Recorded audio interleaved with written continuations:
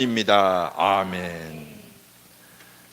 오늘 우리에게 주신 하나님 말씀 누가복음 12장 32절에서 34절입니다.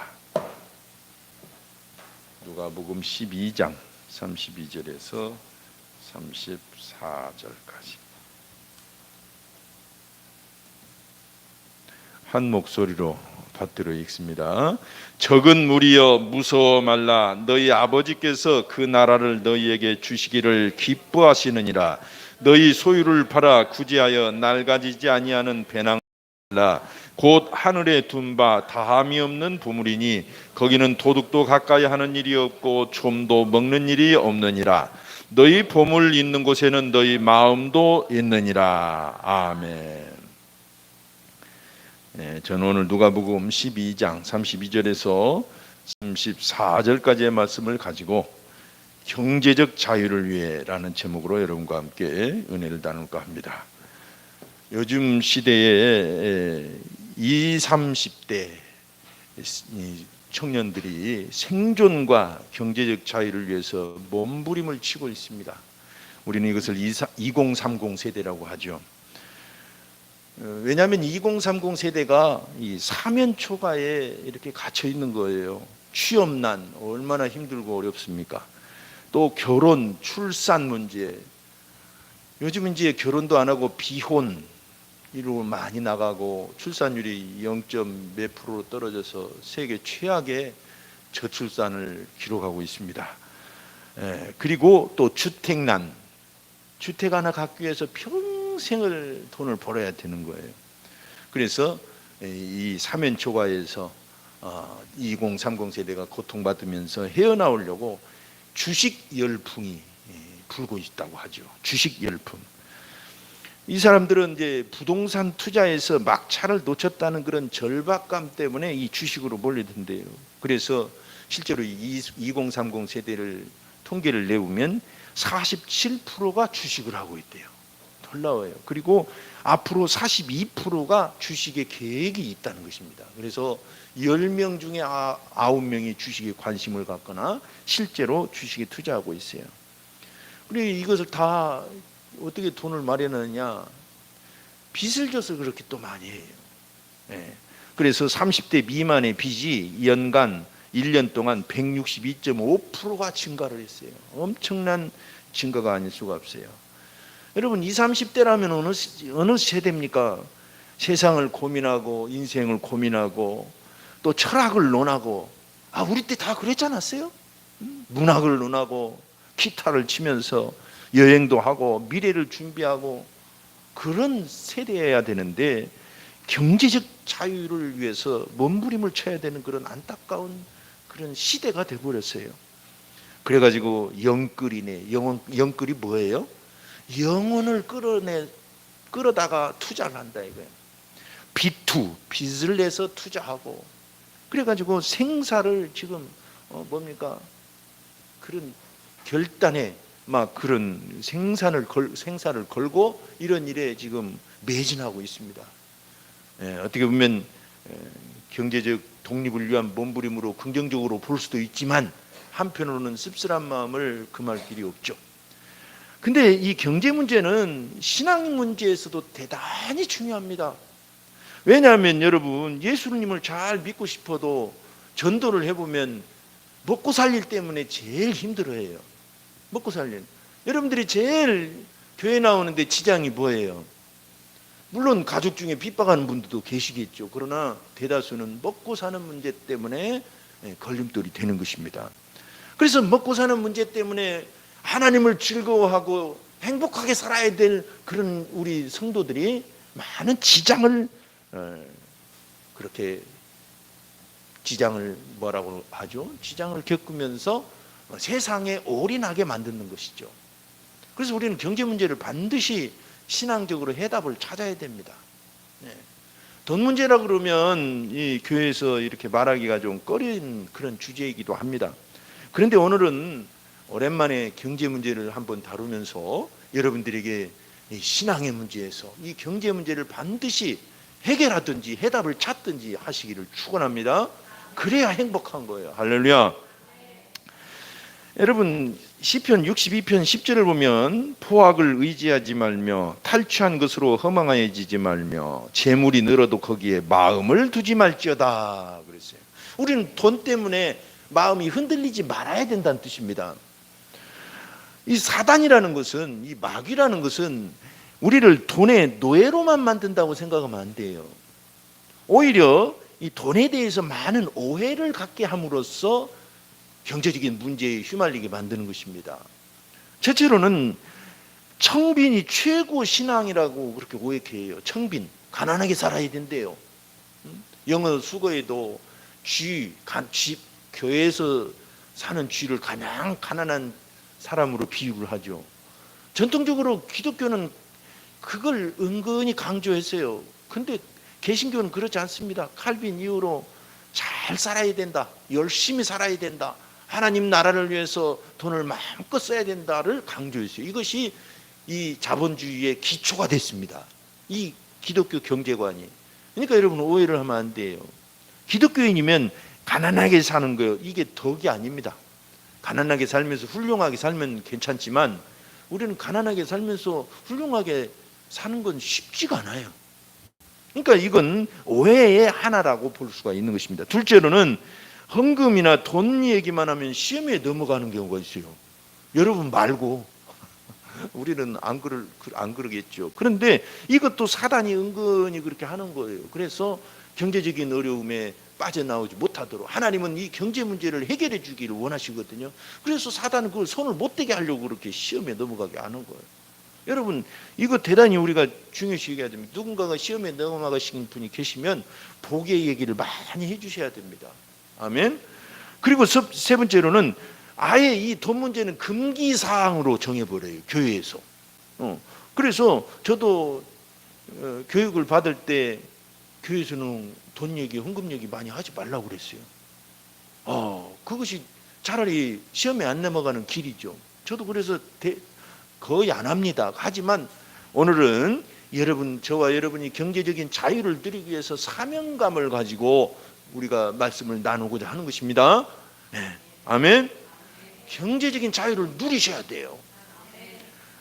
그러려면 첫 번째로 어떻게 해야 되냐면 하나님께서 기꺼이 천국을 우리에게 주셨다는 것을 기억해야 돼요. 이것을 꼭 기억해야 됩니다.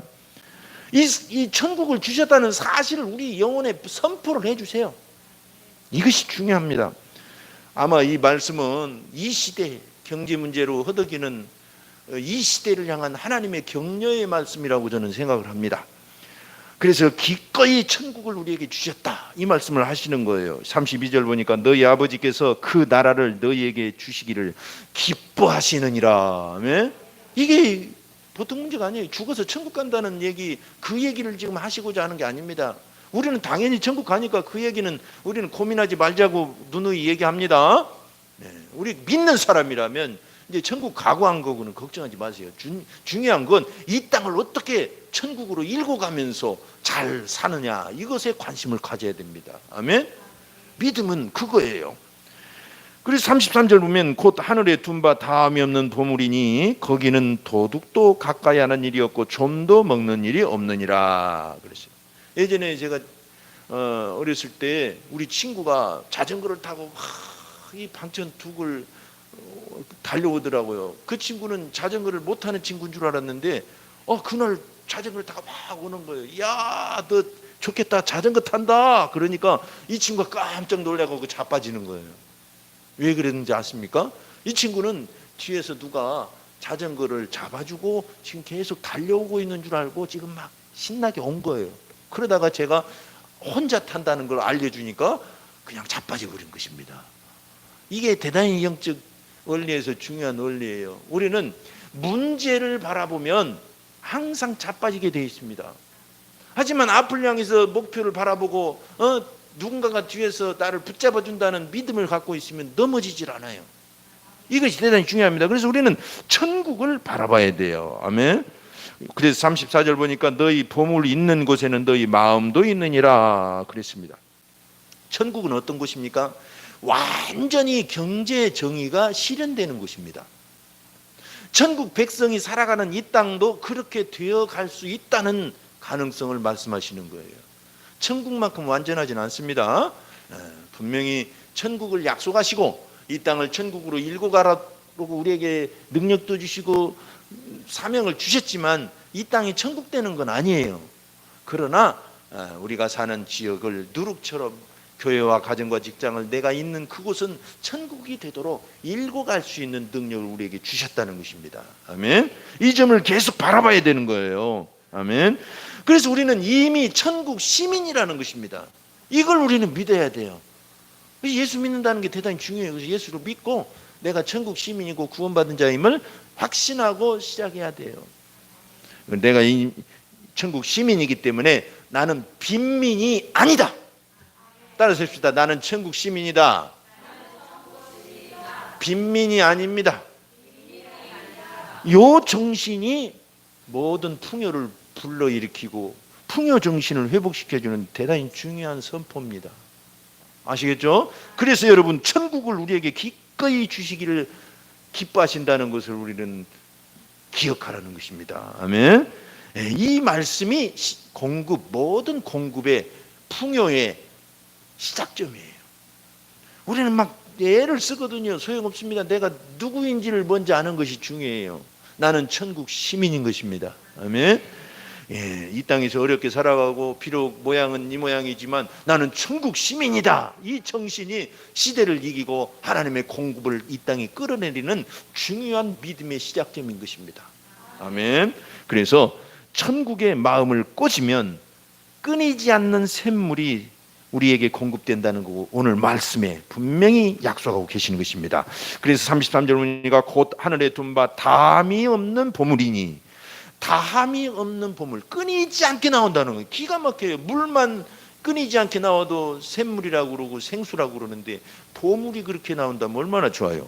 할렐루야. 우리는 그런 천국 시민입니다. 그래서 우리가 천국을 바라보면 천국에서부터 아이디어가 나오고 천국에서부터 능력이 나오고 천국에서부터 용기가 나오고 천국에서부터 소망이 나와가지고 이 땅의 어려움을 이깁니다. 자기를 이기고 환경을 이기고 흑암을 이기는 능력의 사람이 되어가는 것입니다. 아멘. 하늘에서 금은 부하가 툭 떨어지는 거 아니에요. 우리에게 이와 같이 용기와 창의적인 능력을 주심으로 이 땅을 천국으로 만들어가게 하시는 것입니다. 할렐루야. 그래서 천국을 바라보자는 것입니다. 우리가 시편 23편을 너무나 좋아합니다. 여호와는 나의 목자시니 내게 부족함이 없으리로다. 나의 목자시다고 고백하는 이 선포가 부족함이 없는 시작점인 것입니다. 그분은 우리를 쉴만한 물가로 풍요로운 풀밭으로 인도하신다는 것입니다. 할렐루야. 그래서 이 믿음이 모든 공급의 시작점이에요. 그래서 내가 누구인지를 아는 것이 이 경제적 자유의 시작점인 것입니다. 아멘. 내가 누구입니까? 도대체 누구입니까? 나는 하나님의 백성이고 천국 시민인 것입니다. 아멘. 그래서 공급자로 살아가자는 것이에요.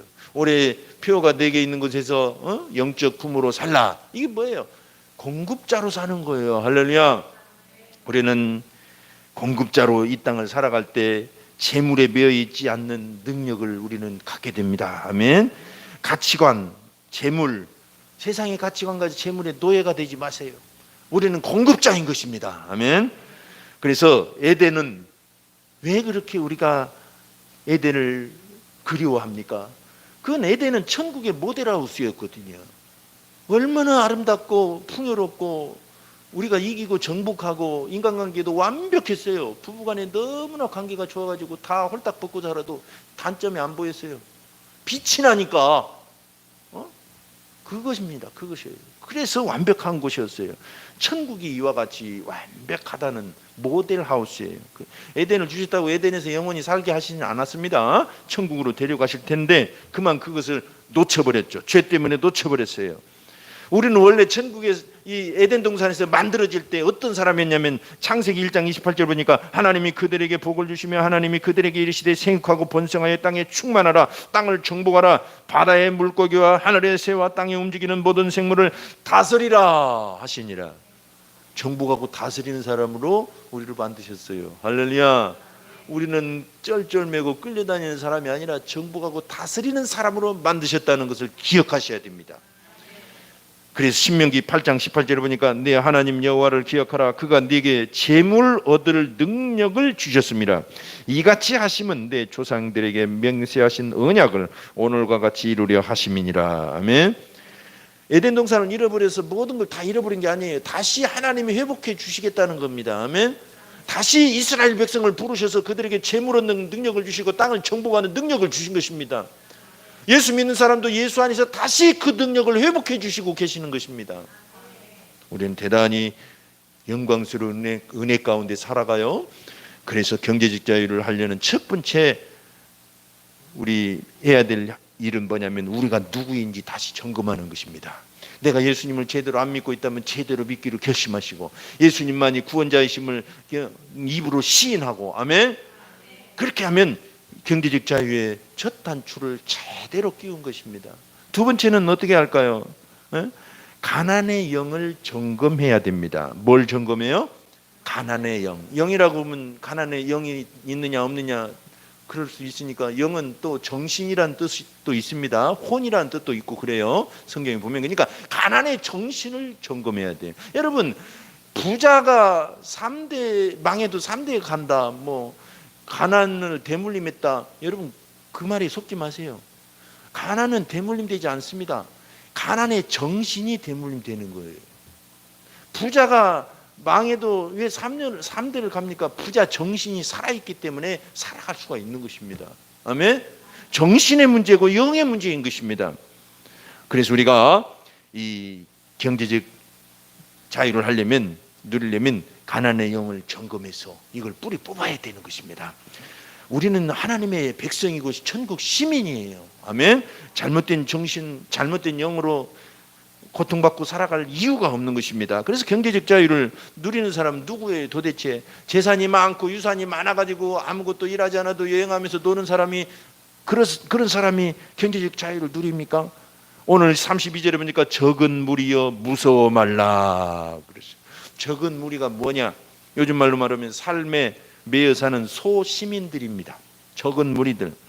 아멘. 예를 들자면 생계 걱정, 세상 두려움 속에서 매여서 그렇게 전전긍긍하면서 사는 거예요. 우리 보통 사람 다 그렇게 살잖아요. 실직하면 어떡하나? 실업급여도 없는데 또 아니면 이러다가 우리 사업 망하면 어떡하나? 우리가 그 고민 솔직히 하잖아요. 전전긍긍 하잖아요. 천국 갑시다. 예수 믿고 천국 갑시다. 행복해집니다. 그러면 천국 같은 소리 하지 마세요. 배부른 소리예요. 배부른 소리. 닥쳐보세요. 그렇게 말을 해요. 이건 분명히 문제가 있는 거예요. 오늘 말씀 적은 무리여 두려워 말라 이 말씀을 꼭 마음에 새겨야 될 그런 대상입니다. 그런데 그 사람들뿐만 아닙니다. 반대로 평생 경제 자유를 위해서 뼈 빠지게 일을 하다가 이제 드디어 돈이 넉넉하게 되었음에도 불구하고 여전히 여유 없이 사는 사람도 있어요. 그래서 나도 모르게 수전노가 돼서 돈은 있는데 자유롭지 못한 사람, 경제적 자유가 없는 사람도 여기에 해당된다고 볼 수가 있습니다. 적은 무리여 두려워하지 말라. 그래서 무엇 때문입니까? 간 때문입니까? 이 가난의 영 때문이에요. 가난의 정신 때문입니다. 그래서 제가 도구를 하나 만들었어요. 가난의 영을 점검하는 도구를. 어디서도 못 봤을 것입니다. 제가 그동안 읽은 책들을 참고를 해갖고 제가 연구하고 성경을 보면서 이 4가지 테스트를 만든 거예요. 앞으로 반복해서 말할 수 있으니까 적어도 좋고 잊어버렸다고 해서 후회하지 마세요. 유튜브 올려놓으니까 다시 들을 수 있습니다. 첫 번째로 이 가난의 영을 점검해야 되는데 내가 재물에 의존적인가? 꼭 마약처럼 의존적인 게 있죠. 없으면 불안해. 근데 많으면 좀 마음이 안정돼. 예를 들면 보험이라든가 적금 막 많이 해놓으면 이제 됐다. 안도감이 돼. 저도 예전에 우리 아이들은 크지 월급은 박봉이지 그래가지고 막 한때 그 없는 월급의 한 4분의 1인가를 보험에다 넣었어요. 그랬더니 이제 마음이 행복해지더라고요. 안도감이 돼요. 근데 어쩔 수 없이 이제 사임을 하게 되고 아무것도 없는 상황에서 이제 그것마저 해야가게 됐어요. 해가고 나니까 회개가 되더라고요. 야, 내가 월급 조금 받을 때는 보험하고 이것저것 막 교육본까지 다 넣어놓으니까 마음이 편하더니 이제 아무것도 없어지니까 하나님만 의지할 때가 되니까 그 별거 아니라는 걸 체험하고 내가 그걸 너무나 의지했구나 하고 회개하게 됐어요. 여러분, 보험이 나쁘다는 게 아니라 그것에 목숨을 거는 것이 문제예요. 아시겠죠? 네, 보험은 적절히 들어놓는 게 지혜입니다. 그러나 여러분, 그것에 목숨 걸지 마세요. 이런 경우는 어리석은 부자형입니다. 부자형. 누가복음 12장 9절에 보니까 어리석은 부자가 나옵니다. 이 사람이 한 해 많이 소득을 올렸어요. 그래서 둘 데가 없어서 창고를 더 넓혔어요. 넓히고 나서 자기 영혼에게 이렇게 말합니다. 내 영혼아, 이제 평안하라. 그때 하나님께서 뭐라고 말씀하세요? 이 어리석은 자여, 네 영혼을 내가 오늘 밤에 찾으면 그 재물이 누구의 것이 되겠느냐, 이렇게 말씀하시는 거예요. 아멘. 그래서 여러분, 어리석은 부자형, 이거 조심해야 됩니다. 이런 사람에게 나타나는 현상 중에 하나는 금단 현상이에요. 금단 현상. 술이나 담배나 또는 마약을 끊으면 금단 현상이 일어나죠. 없으면 불안하고 막 시달려요. 두렵고 의욕이 상실되고 손떨림이 일어나요. 뭔가 돈을 쓸 때 얼마나 정말 손이 떨립니까? 근데 저처럼 몇 년 월급 없이 살아보면 인생 그런 거 좀 초월하게 됩니다. 예? 몇 달 실직해 갖고 걱정하는 사람 보면 저는 걱정도 안 되더라고요. 저것 가지고 한 200만 원, 150만 원, 100만 원 벌면서 그것 갖고 못 산다 그러면 우리 집 식구들은 웃습니다, 속으로. 정말이에요, 정말. 우리가 살아온 과거를 생각하면 그 돈은 그것이 아니에요. 돈이 있다고 행복한 게 아니고 없다고 불안한 게 아닌 것입니다. 이 재물 의존형을 이겨나가야 됩니다. 아멘. 두 번째로는 재물에 대해서는 좀 비판적인 분이 있어요. 어떤 사람이 부자가 됐더라 비판을 해요. 어떤 사람이 가난해졌더라 정죄를 해. 어떤 사람이 하나님께 헌신을 했더라 그러면 막 시험에 넘어가. 이런 문제, 이건 가룟유다형입니다. 가룟유다형. 가룟유다는 세상에 큰 꿈은 있지만 하나님께 대해서는 인색하고 자기 생각이 가득한 사람이었어요. 그래서 어떤 여인이 예수님께 와서 향유, 그 값비싼 향유를 깨뜨려서 헌신을 하니까 그걸 비난을 했습니다. 왜 예수님은 저걸 내버려두냐? 저거 갖다가 팔면 300데나리온도 더 되고, 300데나리온 1년 월급이에요. 1년 월급 안 쓰고 모아서. 그러면 구제할 것이 더 가난한 사람에게 주면 얼마나 좋겠느냐. 사실은 가난한 사람에게 줄 생각이 없었대요. 요한복음 12장 5절 6절 보면 이 향유를 어찌하여 300데나리온에 팔아 가난한 자들에게 주지 아니하느냐 하니, 이렇게 말하면 가난한 자들을 생각함이 아니요 그는 도둑이라. 돈꾀를 맞고 거기 넣은 것은 훔쳐감이로라 그랬어요. 저는 여러분, 그래서 돈 얘기하면 좀 불편하고 시험에 넘어갈 분도 계실 수도 있어요. 근데 여러분은 안 그러실 줄 알지만 저는 오늘 사명감을 가지고 이 말을 하는 거예요. 왜? 경제적 자유를 하려면 이 가난의 영을 깨뜨려야 되는 것입니다. 이 비난의 영을 깨뜨리지 않으면 하나님께 복을 마음껏 누릴 수가 없어요. 이 대단히 중요한 것입니다, 여러분. 그래서 오늘 과감하게 돈 얘기와 헌금 얘기를 여러분에게 해드리는 것입니다. 세 번째로는 삶의 패턴이 방해되는가를 점검해야 돼요. 여러분, 금단 마약 같은 거 끊게 되면 어렵지만 중독된 사람은 그것이 무엇이든지 술이든지 무엇이든지 이 삶의 패턴이 방해가 돼요. 도박도 그렇고. 그래서 신앙도 재물에 중독이 되면 말이죠, 가난의 영에 딱 사로잡히면 이 삶이 망가져요. 신앙이 망가진다 이거예요. 여러분, 돈 때문에 앞서 말씀드린 것처럼 정말 하나님을 잘 못 섬기는 경우가 있잖아요. 아나니아와 삽비라 형이에요. 이런 건 사도행전을 보면 5장에 보니까 하나님께 드리려고 열심을 냈어요. 근데 영웅심으로 그런 마음을 가졌기 때문에 성령을 속이고 그 일부분을 숨겨놨어요. 그때 베드로가 그를 책망했습니다. 베드로가 이르되 아나니아야, 어찌하여 사단이 내 마음에 가득하여 네가 성령을 속이고 땅값 얼마를 감췄느냐. 이 말 듣자마자 하나님께서 그를 심판하시죠. 여러분, 이 대단히 중요합니다. 네 번째는 노예적인가, 재물에 대해서 노예적인가. 내가 이러면 안 되는데 다 알아. 1, 2, 3번 다 통과했는데 다 알아요. 근데 어쩔 수 없이 끌려다니는 그런 경우가 있어요. 이건 발람형입니다. 발람형. 유다서 1장 11절 보면 화 있을진저 이 사람들이여 가인의 길에 행하였으며 싹을 위하여 발람의 어그러진 길로 몰려갔으며 고라의 패역을 따라 멸망을 받았도다. 발람은 알았어요. 하나님께서 어떻게 복을 주시는 분이고 하나님이 창조주이시고 경고까지도 들었어요. 그런데 재물의 욕심 때문에 나도 모르게 끌려가는 것입니다. 대단히 중요한 거예요. 이와 같이 가난의 영을 점검하는 중요한 이 도구를 한 번쯤은 체크해 보실 필요가 있습니다. 항상 자주 말할 테니까 이제 앞으로 이것으로 우리가 완전히 해방되어서 경제적 자유를 누리시길 바랍니다. 다음에 또 얘기할 기회 있으니까 안 적으셔도 염려하지 마십시오. 어쨌든 이제 이렇게 가난의 영을 점검합니다. 그러면 여러분 조금은 내가 해당되는 것이 있을 것 같아요. 그죠? 불편하기도 하고. 그렇다면 그 문제를 심각하게 주님 앞에 내놓고 이 문제를 해결하시기를 축원합니다. 그리고 끝으로 어떻게 해야 되느냐? 가난의 영을 이제 깨야 되겠죠.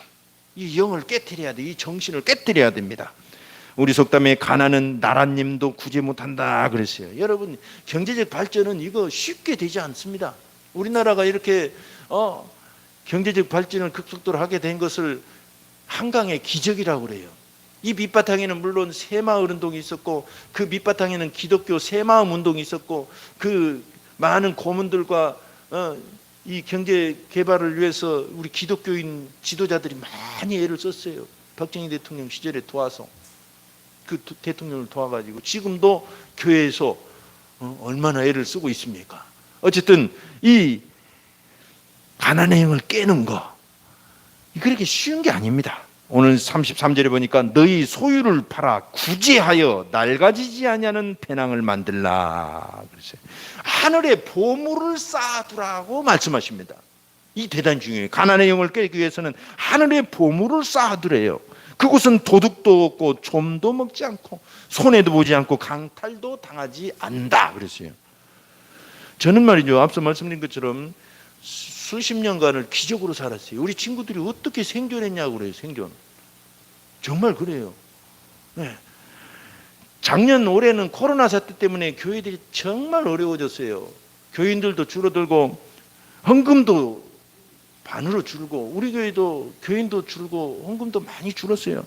그런데 교회 빚을 작년에 다 갚았습니다. 은혜예요. 기적이에요. 우리 교회 우리 집은 집도 하나 샀어요. 저 평생 처음으로 우리 집 식구가 만든 소유로 살고 있습니다.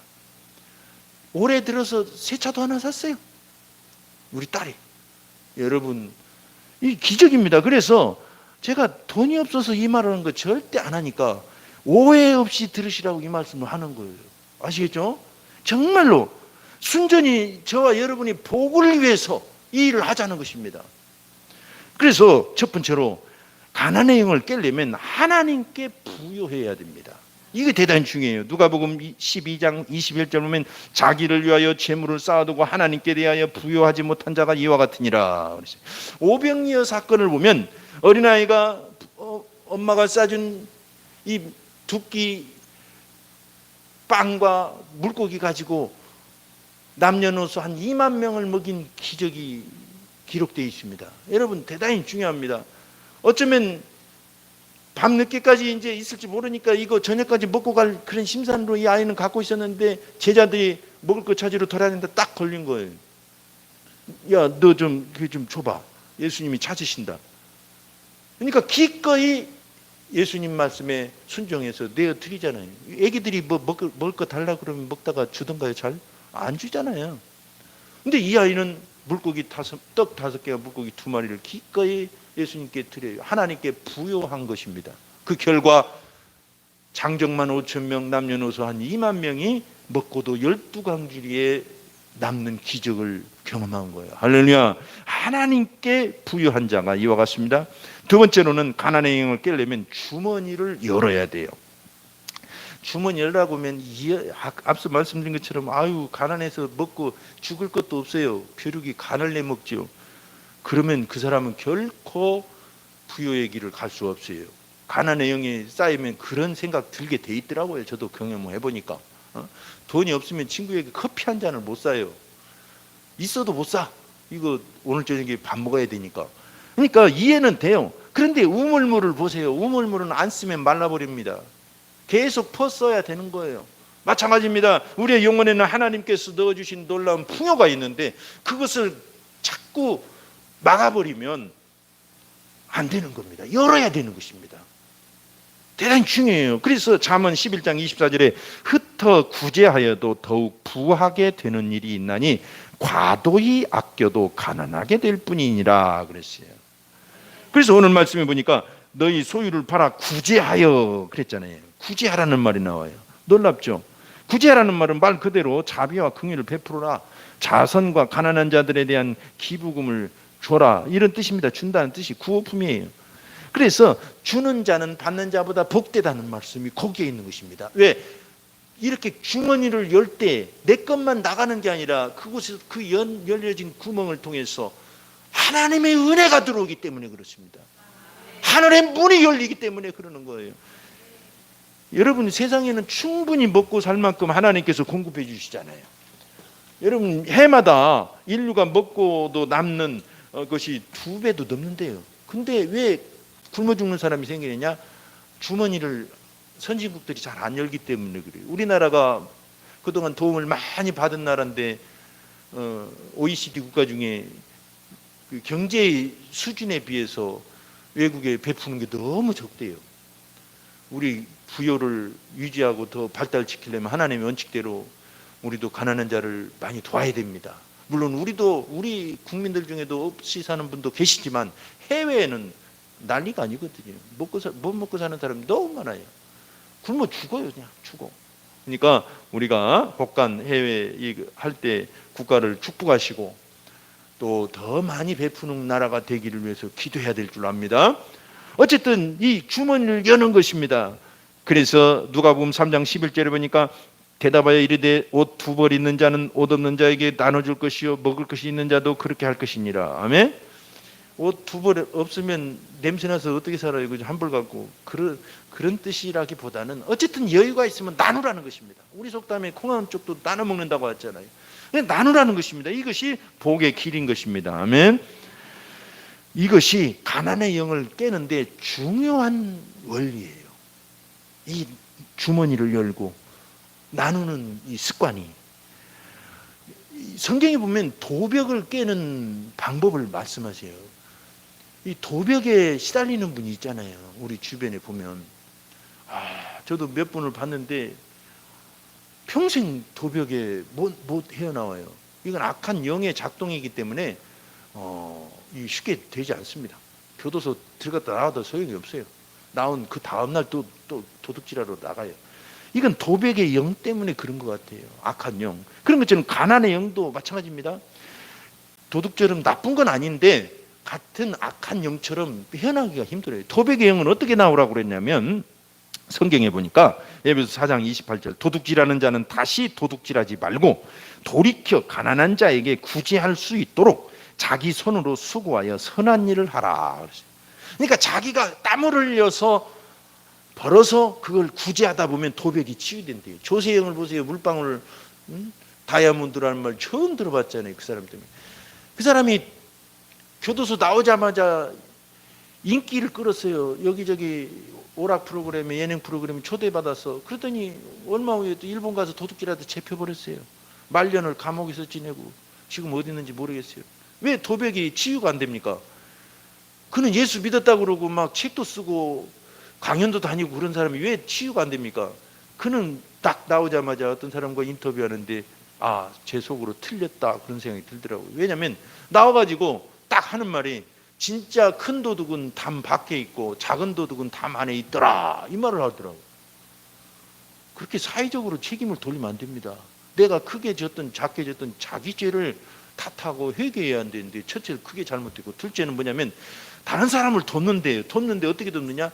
기부금을 받아가지고 돕는데요. 그래서 저것도 틀렸다. 성경적으로 말하면 진짜의 도벽을 고치려면 땀을 흘려서 자기 돈으로 노동판을 가서 일을 하든지 해서 벌고 그것으로 한 푼이라도 더 부재하다 보면 치유될 텐데, 그런 생각이 들었어요. 그랬더니 아닌 게 아니라 몇 달 후에 그대로 다시 옛길로 가잖아요. 저는 그분을 비난하기 위함이 아니라 좋은 사례이기 때문에 그렇습니다.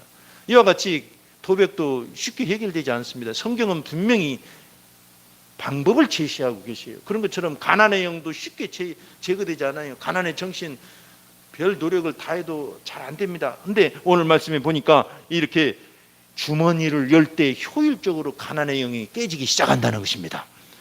아멘. 세 번째는 어떻게 되느냐, 가난의 영을 깨려면 돈 문제, 재정 문제를 십자가로 가지고 와야 되는 것입니다. 가지고 와야 돼요. 갈라디아서 6장 14절, 그러나 내게는 우리 주 예수 그리스도의 십자가 외에 결코 자랑할 것이 없으니 그리스도로 말미암아 세상에 나를 대하여 십자가에 못 박히고 내가 또한 세상에 대하여 그러하니라. 그래서 이 십자가에 가져가는 건 나뿐만 아니라 죄뿐만 아니라 저주뿐만 아니라 돈 문제, 건강 문제 다 가져가는 것입니다. 그곳에 십자가에 못 박아버려야 이 문제가 해결되기 시작해요. 이제는 그래서 나는 주님이 나를 위해 나를 대신에 나와 함께 죽었음을 믿고, 내가 나 함께 죽을 때 그 사람이 도백이 있으면 도백도 죽은 것이고, 그 사람이 가난의 영이 있으면 가난의 영도 죽었다고 믿고 십자가에 나가는 것입니다.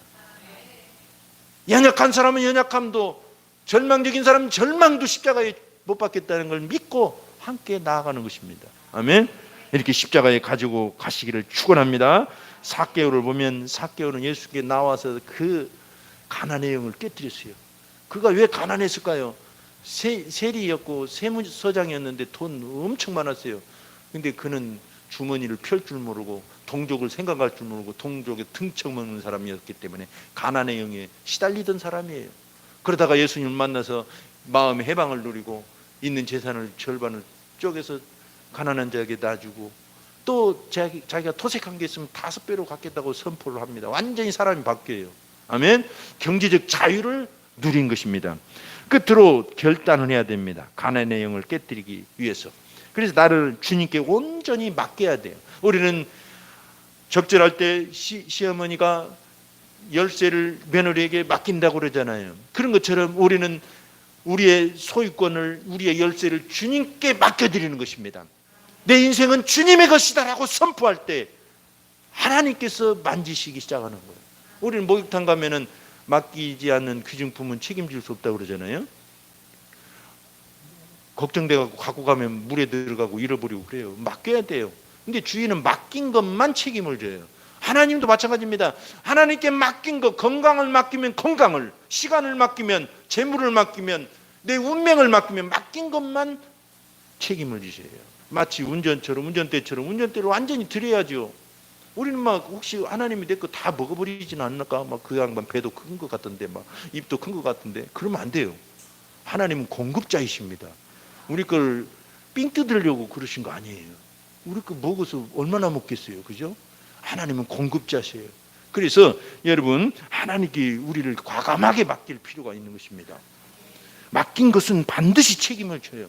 우리를 돌이켜보시고, 누군가 시험에 넘어갔거나 어려움을 당하신 분 돌이켜보세요. 맡기지 않은 영역이기 때문에 그래요. 우리는 주님께 맡기는 것입니다. 로마서 6장 13절, 또한 너희 지체를 불의의 무기로 죄에게 내주지 말고 오직 너희 자신을 죽은 자 가운데서 다시 살아나신 자같이 하나님께 드리며 너희 지체를 의의 무기로 하나님께 드리라. 열왕기 17장을 보면 극심한 가난이 이 시대를 덮쳐버렸어요. 흉년이 덮쳐버렸어요. 다 굶어 죽고 있었습니다. 그 중에 사렙다에 사는 어떤 과부도 굶어 죽는 형편이 됐어요. 엘리야를 하나님이 그에게 보내셨습니다. 그를 살리려고 가보니까 마침 나무하러 나뭇가지를 줍고 있는 거예요. 물었습니다. 어쩐 일이냐 그랬더니 먹을 양식 다 떨어져 가지고 당신 모릅니까? 이 시대가 어느 시대인지. 지금 겨우 밀가루 조금 있어서 우리 아들하고 그거 빵 해 먹고 이제 마저 죽으려고 나무하러 왔다는 거예요. 얼마나 비참해요. 먹고 죽을 것도 없다는 말이 딱 그 말이에요. 이제 마지막 한 종지 가지고 나도 먹고 애기 좀 띄워줘서 같이 먹고 이제 죽자. 그러려고 지금 나무를 하러 나온 거예요. 그때 엘리야가 말합니다. 그래? 그럼 좋다. 그렇게 하는데 먼저 나를 위해서 먹을 거 좀 갖고 와라 그랬어요. 빵을 해서 떡 하면 나부터 먹여 좀 달라. 완전히 벼룩에 간을 내먹는 짓이지, 그죠? 와서 보태줘야지. 어떻게 그 마지막에 있는 거 그저 뺏어 먹으려고 그래요. 근데 그게 아니었습니다. 사렙다 여인을 쥐어짜고 있는 가나안의 영을 깨기 위한 하나님의 도전이셨던 것입니다. 놀라워요. 그 결과 그 여인이 그 말을 듣고 또 갑니다. 가더니 대체 떡을 해가지고 하는 엘리야부터 먹인 거예요. 그 한 입 먹어서 뭐 1년을 더 삽니까? 2년을 더 삽니까? 그러나 먹고 나니까 이 여인이 가뭄이 다할 때까지 양식이 끊어지지 않는 기적이 일어난 것입니다. 할렐루야. 이것이 가나안의 영을 깨는 놀라운 예화입니다. 성경은 수많은 사람들이 가나안의 영을 깨고 경제적 자유를 누렸습니다. 진정한 경제적 자유는 바울을 보면 알 수 있습니다. 빌립보서 4장 12절에 나는 비천에 처할 줄도 알고 풍부에 처할 줄도 알아 모든 일 곧 배부름과 배고픔과 풍부와 궁핍에도 처할 줄 아는 일체의 비결을 배웠노라. 아멘. 여러분, 돈이 있어서 자유롭게 되는 거 아니에요. 또 없어서 자유롭게 되는 것도 아닙니다. 우리는 이와 같이 일체의 비결을 배우는 게 우리의 최종적인 목표입니다. 이런 사람들은 어디를 가든지 영향력을 끼치게 돼 있어요. 여러분, 뇌물을 안 받으니까 얼마나 공정한 재판을 합니까? 그죠? 세상이 감당하지 못하는 사람이 되는 것입니다. 그래서 히브리서 11장 38절 이런 사람은 세상이 감당하지 못하느니라 그들이 광야와 산과 동굴과 토굴에 유리하였느니라. 아멘. 저와 여러분은 경제적 자유를 누릴 자격이 있습니다. 그리고 오늘 그 점검을 하고 방법까지도 충분히 이제 알게 됩니다. 아멘. 갈수록 경제적 자유가 풍성해지기를 축원합니다. 이 시간 합심해서 한번 기도하겠습니다. 기도할 때 하나님, 세상은 물질 세계이기 때문에 경제 문제를 반드시 해결해야 됨을 우리는 압니다.